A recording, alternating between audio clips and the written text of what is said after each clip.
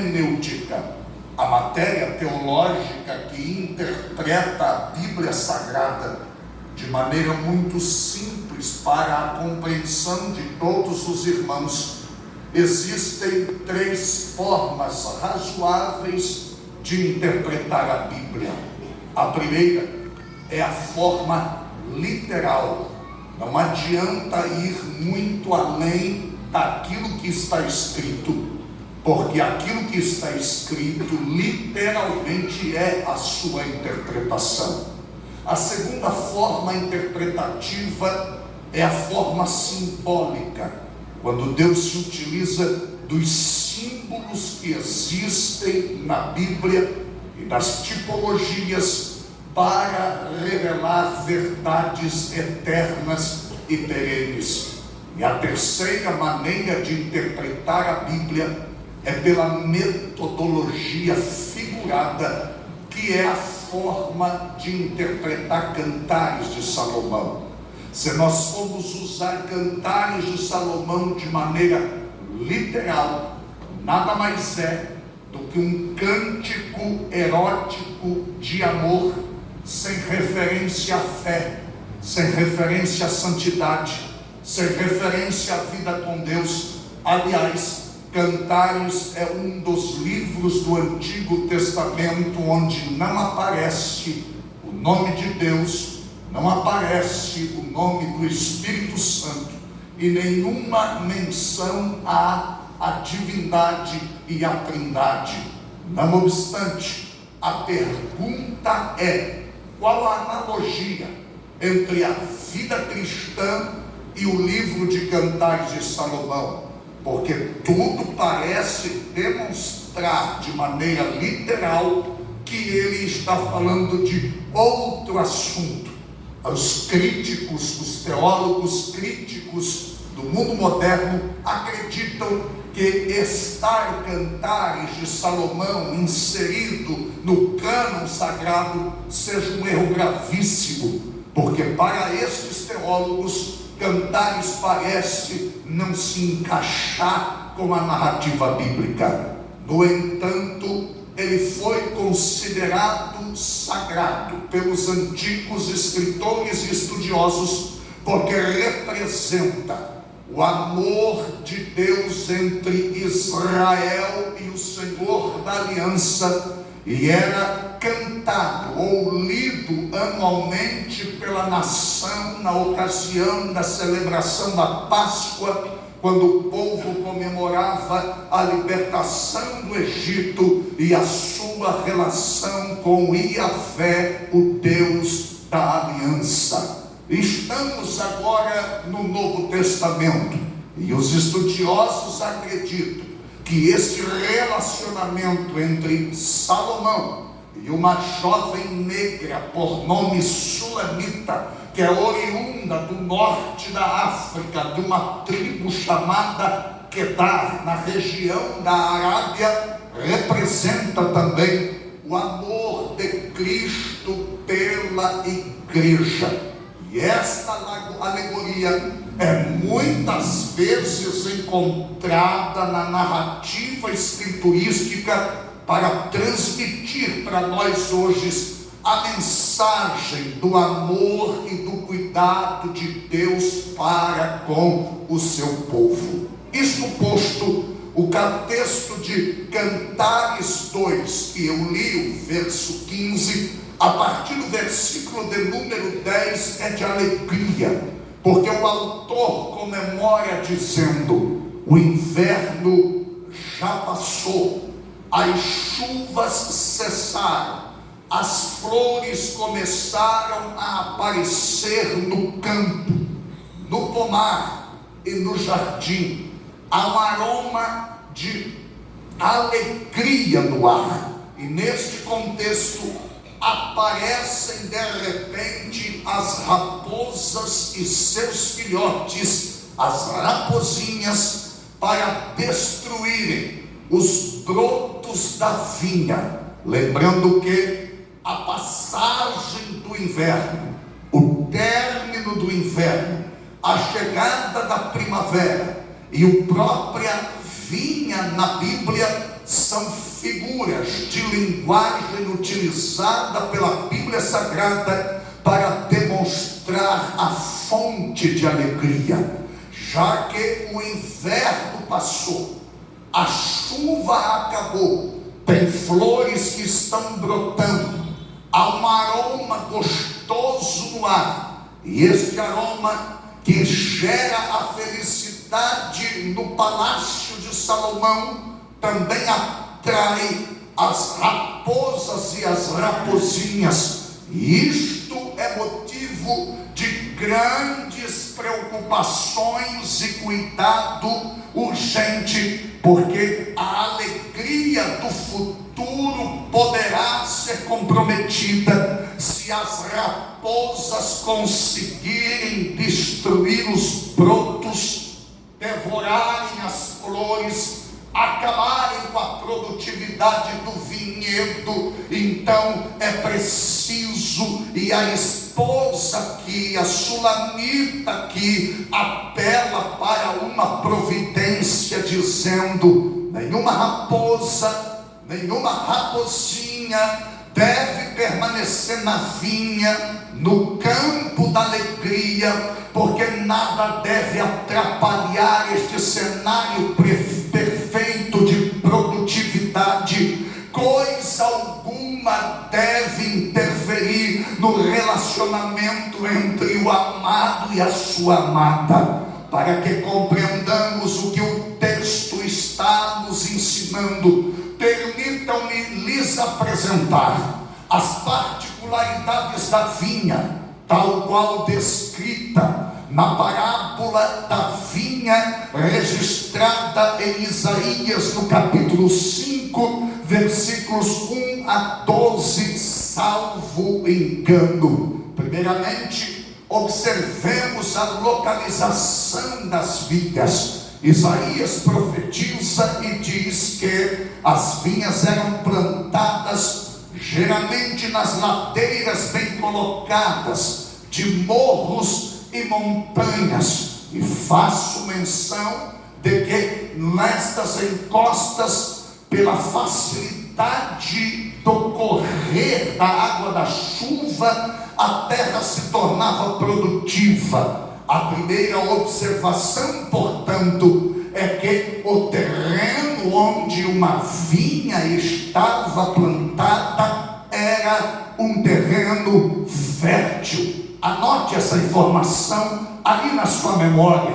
O terreno que a vinha estava plantada era um terreno fértil. Para se preparar a terra no plantio da vinha, era trabalhado com enxada, tiravam-se as pedras, uma sebe, uma cerca, feita na antiguidade por pedras, mas também por ramos, onde varas entretecidas protegia a vinha contra o gado da região, contra o javali selvagem e contra as raposas e raposinhas, que eram os inimigos destruidores das vinhas naquela ocasião. Esta cerca, esta sebe, aponta para o Espírito Santo. Em Zacarias capítulo 2, versículo 5, Deus toma a boca do profeta dizendo: eu mesmo, diz o Senhor,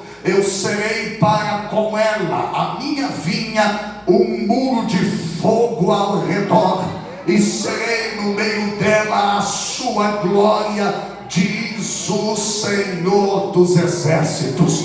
Isaías, no capítulo 5, versículos 5 e 6, diz que sem proteção a vinha será devorada, sem proteção a vinha será pisada, sem proteção o vinhedo tornar-se-á deserto. Então é importante levantar esta sebe, levantar esta cerca. Posto a cerca no lugar, construía-se uma cabana, ou, se o dono da vinha fosse de posses melhores, construía-se uma torre, para que na torre ficasse o guarda da vinha. Isto fala de vigilância, de estar pronto, de estar atento. Então nós já temos 3 coisas que precisamos gravar na memória. A vinha está plantada no lugar fértil. Segundo, a vinha está protegida com uma cerca. E terceiro, para que a vinha não seja destruída, é preciso estar em vigilância, é preciso estar com cuidado. Construindo-se isto, logo se fazia no lagar uma oficina com aparelhos necessários para espremer as uvas. O lagar era feito na parte mais alta da vinha, uma cisterna cavada na própria rocha, com quase 1 metro de profundidade, 2,5 metros de comprimento e 1 metro de largura, e tinha embaixo uma abertura por onde corria o mosto, o suco, para uma cuba que ficava mais embaixo, e dali eram guardados em odres para deixarem fermentar, a fim de ser comercializado o vinho. Os operários, quando iam trabalhar no lagar, a Bíblia diz, ou a história diz, e a própria Bíblia registra em Isaías, e também no livro do profeta Jeremias, que eles iam entoando brados, pisavam as uvas cantando, pisavam as uvas bradando com alegria. E era interessante que o corpo estava nu, apenas um pano tampando as partes íntimas, mas eles nus, plantando, pisando e cantando.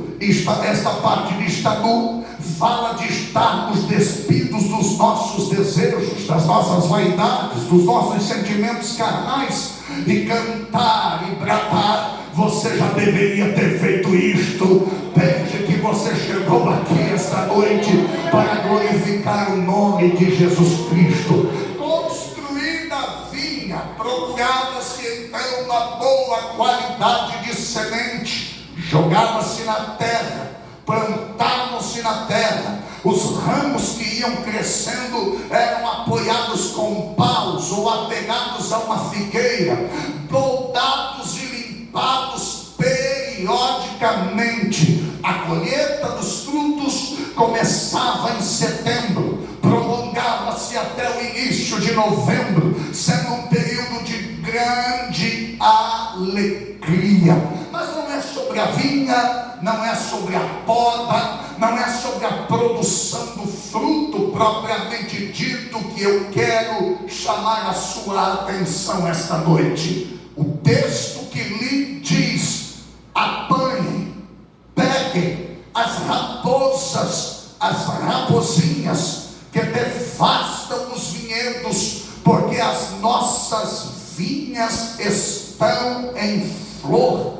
Os inimigos da vinha, e é para os inimigos da vinha que quero chamar a sua atenção esta noite. Eu já citei o javali selvagem, que aparece no Salmo de número 80, e no versículo de número 13, como um grande adversário e destruidor da vinha. Mas eu quero ficar no texto: as raposas e as raposinhas que destroem, que devastam, que fazem mal à vinha.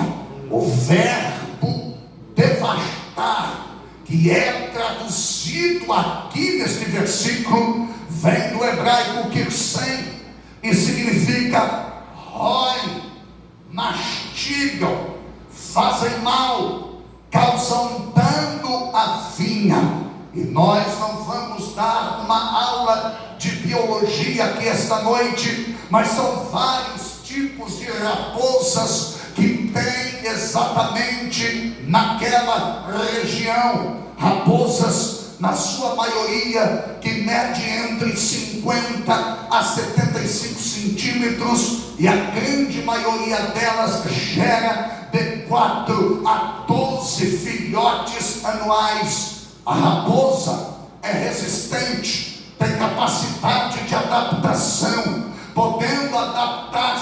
novos territórios, desde que estes tenham comida em abundância.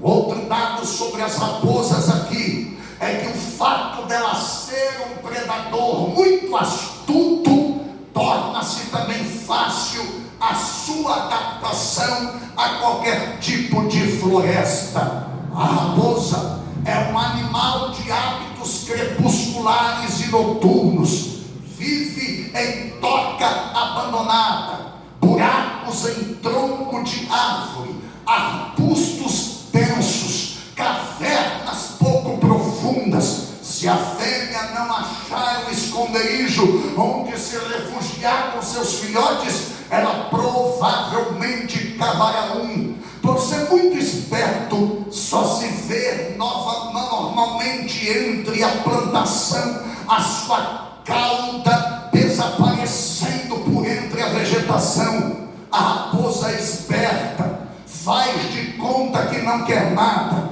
vai entrando sorrateiramente, finge que não quer absolutamente nada do lugar, e por ser um animal simpático, apesar do mau cheiro, e por ser um animal de gentil aspecto, apesar do mau cheiro, quem vê se engana e fica com dó, dizendo: meu bichinho de estimação não vai se virar contra mim, vai estar exatamente aqui me prestando carinho e submissão. O que não se sabe é que uma raposa naquele tamanhinho consome meio quilo de alimento diariamente. Come que é uma draga, e o que não consegue comer naquele dia esconde para consumo posterior. A ciência diz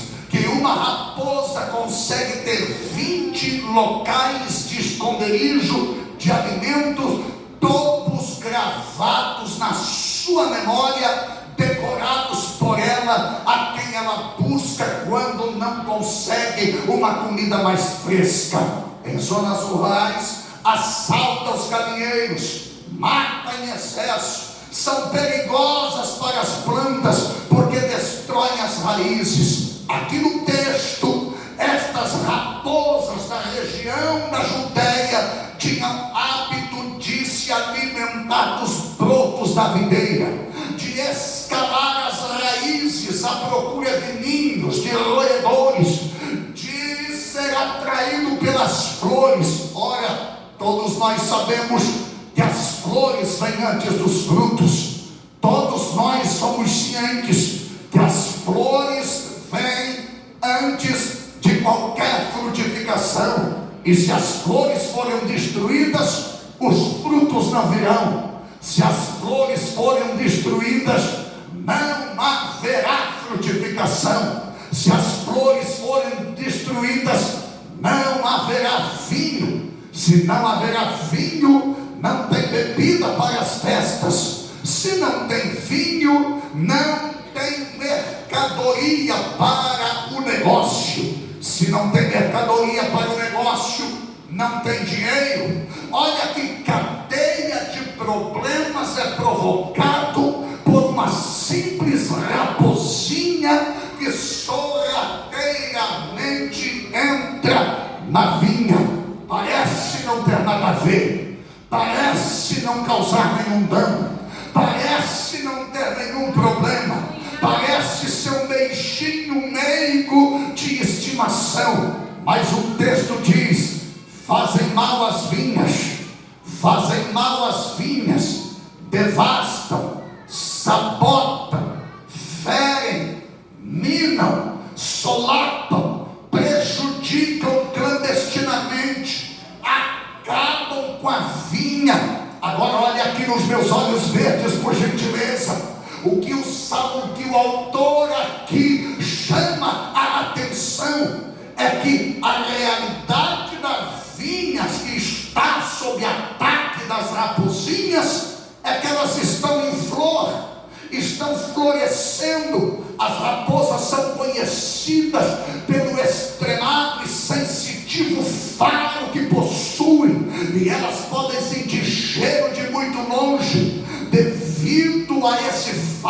observado? Chegam as vinhas quando elas estão florescendo. A raposa é um animal astucioso. Chegando a vinha, a época do florescimento, elas amam os botões de flores, porque são muito saborosos para ela, são apetitosos para ela. Mas a perca desses botões significa que não haverá flores, não haverá uvas na vinha, não haverá o que pisar no lagar, e não haverá vinho na mesa.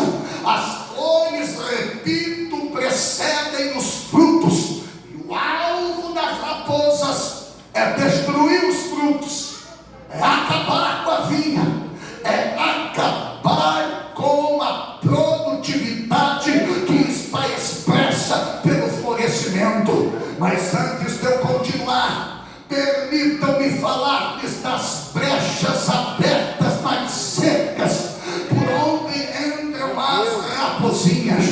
O problema não são as raposas grandes, porque o que é grande a gente vê, o que é grande a gente detecta, o que é grande a gente observa. Nós não tropeçamos em montanhas, nós não tropeçamos em paredes, nós tropeçamos em pequenas pedras, em pequenas pedrinhas. Aleluia! O problema é as raposinhas. É por isso que precisa vigiar a cerca, é por isso que precisa cuidar das brechas. Olha, é por isso,